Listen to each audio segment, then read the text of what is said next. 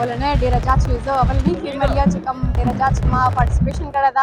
او ما پر ډیر د احساس خبره ده چې ما اولنې ریس چې کوم د اخر ما سیکنډ پوزیشن حاصل کړی نو ما د دې ټایم هم ډیره زیاته خوشي کېږي لګیا ده چې ما خپل کلی نوم مخته کړی ده زه به دا پیغام ورکول غواړم چې کم جنکۍ کم یو ټیلنټ لري که هغه سپورټس دی که هغه اف روډ دی هغه ته پکار ده چې خپل ټیلنټ پاره دې محنت وکړي او چې چور هغه کولی شي خپل کلی نوم دې مخته کړي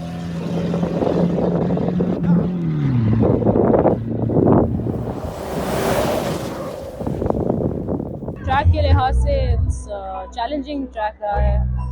in terms of 2 साल पहले मैंने यहाँ ही मेरा वीवो का टायर निकाला था एंड 2 years later यहाँ ही टकोमा का टायर निकाला है तो it's a good tradition happy to see the progress बस इंशाल्लाह hoping for more careful driving बस मोटर स्पोर्ट का स्पोर्ट ऐसे ही होता है it's a high pressure sport it's a high adrenaline sport I think जिसमें आपका दिल हो आप वही करें and बस that's the sport तीसरी रेस है और इस दफा काफी तकड़ी रेस थी और ट्रैक था बहुत तेज था